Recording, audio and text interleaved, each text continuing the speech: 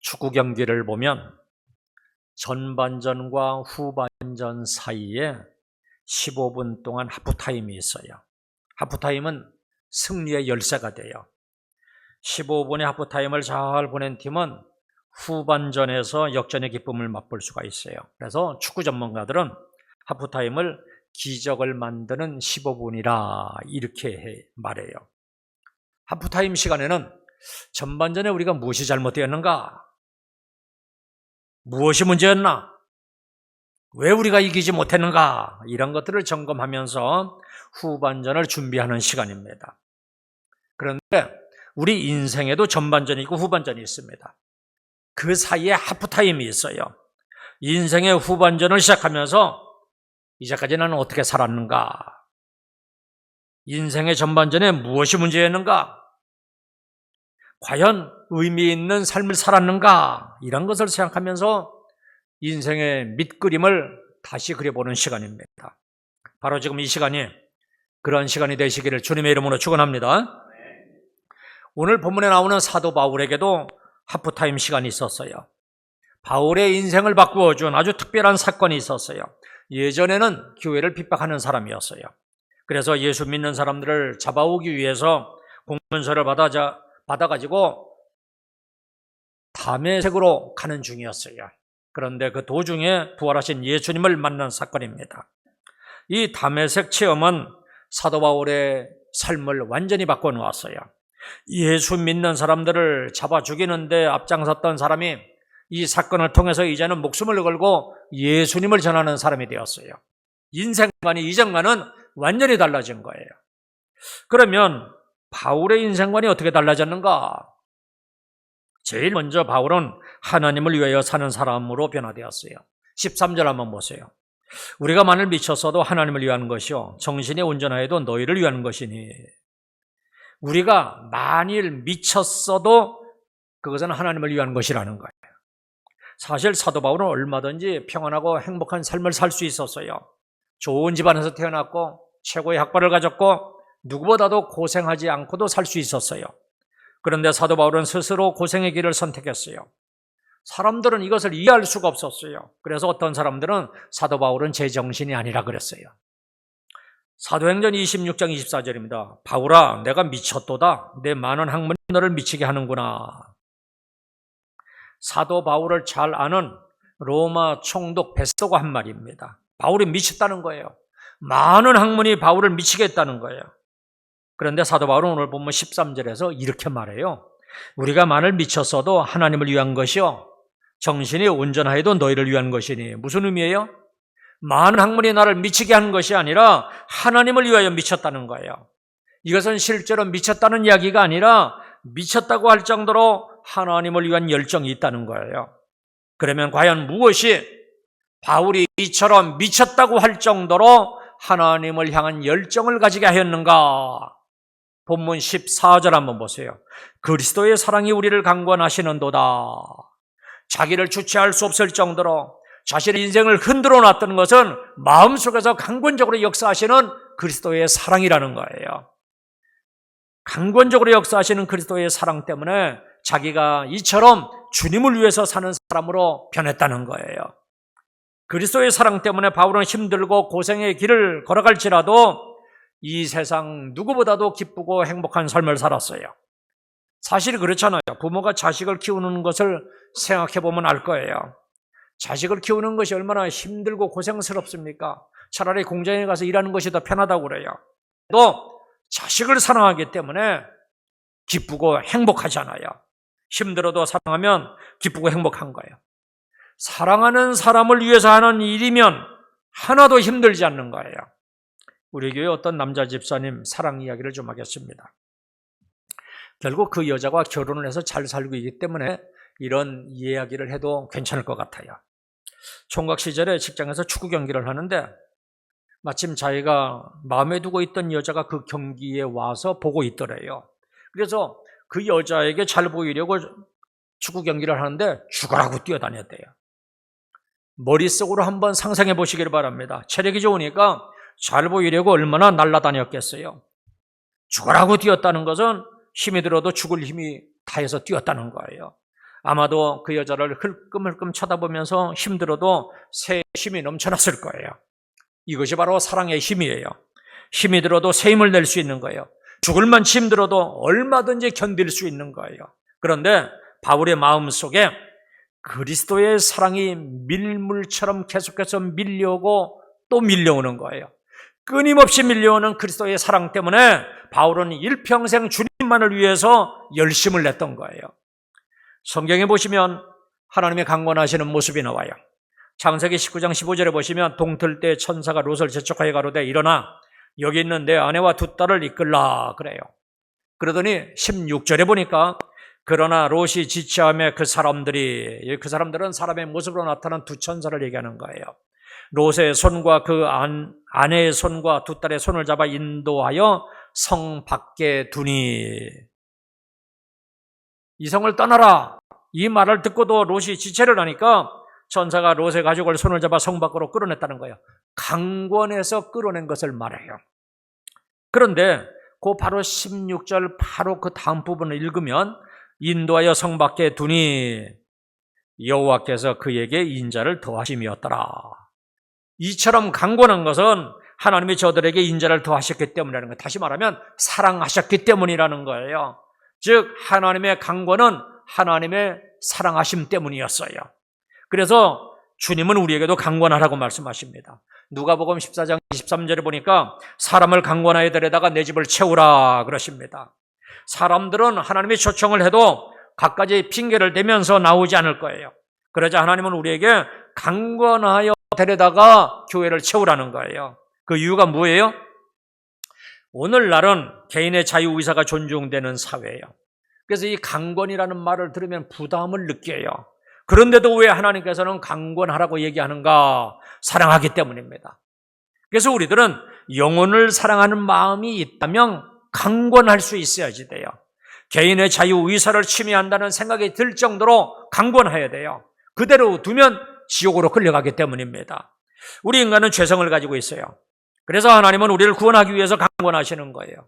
이 원리를 안다면 우리들도 사람을 구원하는 일만큼은 강권할 수 있어야지 돼요. 그리스도의 사랑이 우리 마음에 차고 넘쳐서 구원할 영혼을 강권하여 데려다가 이 성전을 가득 채울 수 있기를 주님의 이름으로 축원합니다. 두 번째로 바울은 새로운 피조물이 되었습니다. 17절 한번 보세요. 그런즉 누구든지 그리스도 안에 있으면 새로운 피조물이라. 이전 것은 지나갔으니 보라 새 것이 되었도다. 누구든지 그리스도 안에 있으면 새로운 피조물이 돼요. 누구든지 차별이 없어요. 그리스도 안에 있기만 하면 새로운 피조물, 새로운 사람이 되는 거예요. 누구든지 그리스도 안에 있으면, 누구든지 예수 그리스도를 나의 주로 영접하기만 하면 죄사함을 받고 하나님의 자녀가 되는 새로운 피조물이 되는 거예요. 신앙생활을 오래 한다고 저절로 새로운 사람이 되는 게 아니에요. 이것은 시간적인 개념이 아니에요. 아무리 짧게 신앙생활을 했을지라도, 아무리 큰 죄를 지었을지라도 누구든지 예수 그리스도 안에 있기만 하면 그리스도인이 되고 새로운 사람이 되는 거예요. 지식이 있든 없든, 부자든 가난하든, 나이가 많든 적든 누구든지 그리스도 안에 있기만 하면 그 사람은 새 사람이 된 거예요. 그렇다면 관건은 그리스도 안에 있는 것인데 과연 그리스도 안에 있다는 말이 무슨 뜻일까? 한 세 가지 정도 말씀드릴게요. 사도 바울은요, 나는 그리스도와 함께 십자가에 못 박혔다 그랬어요. 나는 이미 십자가에서 죽었다는 말이죠. 이것은 내 육신의 생명이 정말로 죽었다는 것이 아니라 내 옛 속성, 옛 습관, 낡은 모든 것, 예를 들면 낡은 생각이다, 의식이나 감성, 이런 것들을 모두 십자가에 못 박았다는 거예요. 어떤 사람은 오늘이 마지막 날이 될 수도 있다 하는 생각을 가지고 살아간다고 그래요. 그런데 지혜로운 그리스도인은 여기서 한 단계 더 앞으로 나아가요. 나의 마지막 날은 이미 끝났다. 나는 이미 죽었다. 나는 이미 그리스도와 함께 죽었다. 이렇게 선언하면서 살아가는 거예요. 이것이 바로 그리스도 안에 있다는 의미예요. 이것이 이전 것은 지나갔으니 이런 의미예요. 이것이 바로 새 사람이 된 거예요. 그리고 또 한 가지, 요한복음 15장 4절에 보시면 예수님이 내 안에 거하라 하시면서 포도나무와 가지의 비유를 들어서 말씀하세요. 가지에 원줄기에 붙어있지 아니하면 과실을 맺을 수 없음같이 너희도 내 안에 있지 아니하면 그러하다는 거예요. 그러니까 가지가 나무에 원줄기에 붙어있는 것을 우리는 내 안에 있는 것이라 말씀해요. 그리고 또 10절에 내려가면 내가 아버지 계명을 지켜 그 사랑 안에 거하는 것 같이 너희도 내 계명을 지키면 내 사랑 안에 거하리라 그랬어요. 예수님이 아버지의 말씀을 지킴으로 아버지 안에 있는 것처럼 너희도 내 말을 지킴으로 내 안에 거하라는 거예요. 그러니까 주님의 말씀대로 사는 것이 곧 주 안에 거하는 거예요. 이상 세 가지를 종합해서 말씀을 드리면 나의 옛 성품은 이미 십자가에서 죽었으므로 이제는 주의 말씀대로 살면서 주님께서 공급해 주시는 은혜를 따라서 살아가는 것, 이것이 바로 새 사람의 모습이에요. 이것이 바로 주 안에 있는 거예요. 제가 얼마나 친절한 사람인지요. 새 사람의 모습을 여기서 그치지 않냐고 조금 더 구체적으로 말씀을 드려보겠습니다. 새 사람은 삶의 목적이 바뀐 것을 얘기해요. 본문 15절 보세요.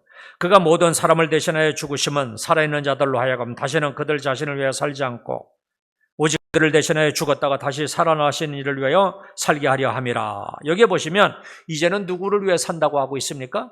이제는 나 자신을 위해서 사는 것이 아니라 나를 위해 죽으시고 나를 위해 부활하신 그리스도를 위하여 살게 하신다. 이렇게 말씀하고 있어요. 삶의 목적이 바뀐 거예요. 방법은 아직도 옛사람일 수가 있어요. 좀 미흡할 수도 있어요. 그러나 목적이 바뀌었기 때문에 이 사회는 새 사람이에요. 목적이 바뀐 사람은 새 사람이라고 할 수가 있어요. 신앙생활에 흠이 있을 수 있어요. 부족할 수가 있어요. 모가 날 수도 있어요. 남들이 보기에는 아직도 약점이 보여요.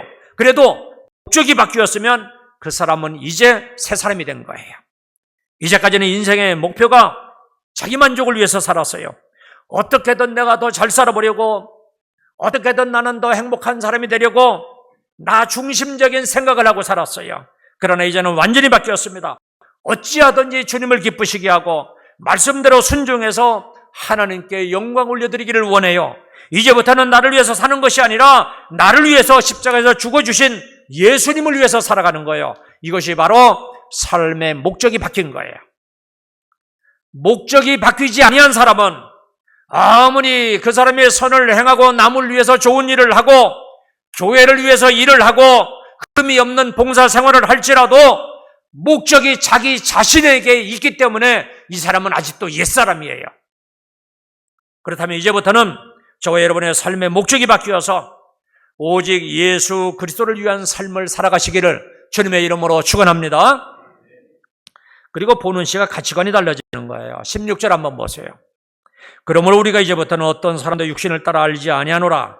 비록 우리가 그리스도도 육신을 따라 알았으나 이제부터는 그같이 알지 아니하노라. 새 사람은요, 세상 사람과는 보는 안목이 달라요.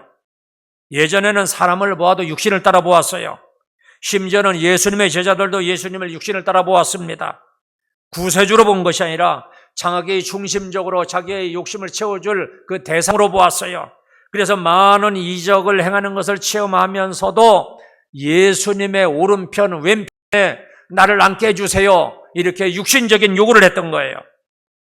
그러나 이제는 달라요.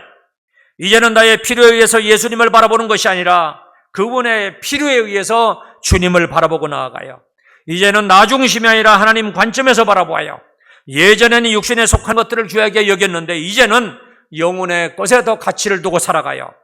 영혼을 뜨겁게 사랑하고 영혼을 구원하기 위해서 복음을 증거하고 이 일을 위해서 내 열정과 수고와 노력을 아끼지 아니하고 심지어는 물질까지도 투자해요. 멸시와 천대를 받으면서도 손해를 보면서도 이러한 일에 더 가치를 두어요. 가치관이 달라졌기 때문입니다. 사도 바울은 바리새인 중에 바리새인이었어요. 가말리엘 석학 중에 석학이었어요. 심지어 로마 시민권까지 가지고 있었습니다. 그러나 다메섹 도상에서 주님을 만난 후에는 변하여 새 것이 되었고 새로워져서 이 땅에 있는 것들을 배설물같이 여겼어요. 아주 시시한 것으로 여겼어요. 바울의 가치관이 달라진 거예요. 오직 예수 그리스도를 최고의 가치로 여기게 되었어요. 이것이 곧 새로운 피조물의 삶입니다. 저와 여러분들도 이러한 가치관이 변화되어서 본질적으로 주님을 위해서 살아가는 새로운 피조물의 삶을 살아가시기를 주님의 이름으로 축원합니다. 세 번째로 바울은 화목의 직분을 가지고 살았어요. 18절, 19절 보세요. 모든 것이 하나님께로 났으며 그가 그리스도로 말미암아 우리를 자기와 화목하게 하시고 또 우리에게 화목하게 하는 직분을 주셨으니 곧 하나님께서 그리스도 안에 계시사 세상을 자기와 화목하게 하시며 그들의 죄를 그들에게 돌리지 아니하시고 화목하게 하는 말씀을 우리에게 부탁하셨느니라. 새 사람은 이제는 화목하게 하는 자로 살아가요. 하나님과 화목하고 이웃과 화목하고 더 나아가서는 화목하게 하는 직분을 가지고 살아가요. 이것이 새 사람의 삶이에요. 이러한 사람을 여러분이 주변에서 본다면 그 사람은 하나님의 사람이고 새 사람이 되었으니까 그 사람에게 머리를 조아리고 존경해 주시기를 바랍니다. 그리고 그러한 사람이 권면하면 잘 들으시기를 바랍니다. 먼저 우리들은 하나님과 화목한 자들이 되어야 돼요. 사람과 사람의 화목도 중요하지만 먼저 하나님과 화목한 사람이 되어야 돼요. 하나님은 우리와 화목하기 위해서 예수님을 우리에게 보내신 것입니다. 이것은 놀라운 소식이에요. 놀라운 하나님의 은총이에요. 하나님이 먼저 사람에게 화목하시려고 하나님의 사자를 우리에게 보낸 것이니까 이것은 놀라운 복음이에요. 사실 하나님과 우리는 죄로 말미암아 관계가 단절되어 있었어요. 하나님과 우리 사이는 원수 사이였어요. 그러나 예수 그리스도께서 십자가에 죽으심으로 하나님과 우리 관계를 회복시켜 주셨어요. 예수님이 친히 화목제물이 되어서 하나님과 우리가 화목하게 되었습니다. 에덴 동산 이야기는 인간 실존을 말하는 거예요. 하나님을 떠난 인간이었고 하나님과 원수된 인간이었고 하나님의 저주 아래에 있던 인간이었어요. 하나님을 떠난 인간이 가는 길은 겉으로 화려하고 행복해 보일지라도 실상은 껍데기만 있는 허상에 불과한 거예요. 하나님을 떠난 인간은 먹어도 배부르지 않는 허탈감이 있어요. 마셔도 목마른 갈증이 있어요. 인간이 아무리 노력하고 행복하고 풍성한 삶을 살려고 노력할지라도 하나님이 없는 인생은 사막과 같은 인생이에요. 따라서 우리들은 먼저 하나님과 화목한 자가 되어야 돼요. 그러면 구체적으로 어떻게 하면 하나님과 화목한 자가 될 수 있는가? 주님의 십자가는 하나님과 사람을 화목하게 하는 능력이 돼요. 따라서 주님의 십자가의 공로를 의지하고 회개하는 거예요. 어떤 죄를 지었든지 회개하기만 하면 주님의 십자가의 공로로 죄사함을 받고 우리들은 하나님과 화목한 자가 되는 겁니다. 그렇다면 나는 지금 하나님과 화목한 자인가? 예배드리기 전에 먼저 하나님과 화목한 자가 되어야 돼요. 그래서 예배 시작 전에 회개하고 화목할 수 있는 시간을 드리는 거예요. 예배는 하나님과 화목한 자가 드리는 것이기 때문이에요. 그리고 하나님과 화목한 자에게는 하나님이 친히 부탁하시는 것이 있어요. 화목하게 하는 직분입니다. 그러니까 우리들은 누구나 다 화목하게 하는 직분을 받은 사람들이에요. 그래서 우리는 어디를 가든지 평화를 만드는 사람, 피스메이커가 되어야 돼요. 그래서 성 프랜시스는 이러한 기도를 드렸습니다. 잘 들어보세요. 주여, 나를 평화의 도구로 써주소서. 미움이 있는 곳에 사랑을, 상처가 있는 곳에 용서를, 분열이 있는 곳에 일치를, 의욕이 있는 곳에 믿음을, 오류가 있는 곳에 진리를, 절망이 있는 곳에 희망을, 어둠이 있는 곳에 광명을, 슬픔이 있는 곳에 기쁨을 심게 하소서. 위로받기보다는 위로하고, 이해받기보다는 이해하고, 사랑받기보다는 사랑하고, 자기를 온전히 줌으로써 영생을 얻기 때문이니 주여 나를 평화의 도구로 써주소서. 우리들도 이러한 기도를 할 수 있기를 바랍니다. 이해받기보다는 이해하는 거예요. 사랑받기보다는 이제부터는 사랑하는 거예요. 그래서 하나님과 화목하고 이웃과 화목하고 더 나아가서 복음을 전함으로 하나님과 인간, 이웃과 이웃을 화목하게 하는 직분을 잘 감당할 수 있기를 주님의 이름으로 축원합니다. 자, 성경에 보시면 이와 같이 바울같이 인생관이 바뀌어서 새로운 삶을 산 사람들이 있어요. 그 중에 이 시간에는 두 사람만 좀 소개하겠습니다. 제일 먼저 아브라함입니다. 히브리서 11장 8절입니다. 믿음으로 아브라함은 부르심을 받았을 때 순종하여 장래의 유업으로 받을 땅에 나아갈새 갈 바를 알지 못하고 나아갔으며. 여러분 한번 생각해 보세요. 만약에요, 아브라함이 갈대아 우르에서 이제껏 자기가 살아온 삶의 터전을 버리기를 기뻐하지 아니하고 떠나지 않았더라면 어떻게 되었을까? 하나님, 그냥 이대로 여기서 하나님을 섬길 수 있는 방법을 찾으면 안 되겠습니까? 이렇게 자기가 살던 곳을 떠나기를 싫어했더라면 과연 아브라함이 어떻게 되었을까요? 그런데 아브라함은요, 자기가 살아온 75년의 세월을 그냥 버렸어요. 주님의 부르심을 받고 이제까지의 삶을 떠났어요. 앞으로 어디로 갈지도 모르고 무슨 일이 일어날지도 모르지만 오직 하나님의 말씀을 의지하고 순종하고 그냥 자기가 살던 삶의 터전을 떠났어요. 근데 여러분, 하나님은 지금 이 시간도 우리에게 내가 살던 삶에서 떠나라고 말씀하십니다. 이제까지 내가 살던 삶의 방식에서 떠나라고 말씀하세요. 그러면 어떤 사람은 오랫동안 신앙생활을 했으면서도 아직도 그 말씀을 믿고 온전히 하나님을 따르기를 망설이는 분들이 있을 거예요. 옛 삶의 방식을 버리면 죽을 것만 같은 사람이 있을 거예요. 아직도 죄 아래 살던 옛 생활에 강한 집착을 가지고 있는 사람도 있을 거예요. 아니, 나야 그 삶의 방식을 버리면 내가 무슨 재미로 사느냐고 이렇게 항변하는 사람도 있을 거예요. 그러나 예수님을 진실로 믿는다면 이제까지의 나의 삶의 방식, 옛 방식은 버려야 돼요. 이제는 새로운 삶을 살아야 돼요. 이 길만이 살 길이고 진정한 행복의 살 길이에요. 이왕에 예수님을 믿는다면 이제는 예수님이 원하시는 새로운 삶을 살아갈 수 있기를 주님의 이름으로 축원합니다. 또 한 사람, 아비가일을 좀 보시겠습니다. 아직 다윗이 쫓겨다닐 때 아비가일이라고 하는 여자가 있었어요. 그녀의 남편은 나발입니다. 부자였지만 성경에 보면 그 사람을 불량자라 이렇게 표현하고 있어요. 어느 날 곤경에 처한 다윗이 병사들을 나발에게 보내서 도움을 청했습니다. 그런데 나발은 도와주기는커녕 오히려 그 부하들에게 모욕을 주어서 보냈어요. 이런 보고를 받고 다윗이지만 화가 나가지고 다 진멸해버리겠다. 병사들을 모집해서 그 집으로 가고 있었어요. 그런데 나발의 아내였던 아비가일은 지혜로운 여자였어요.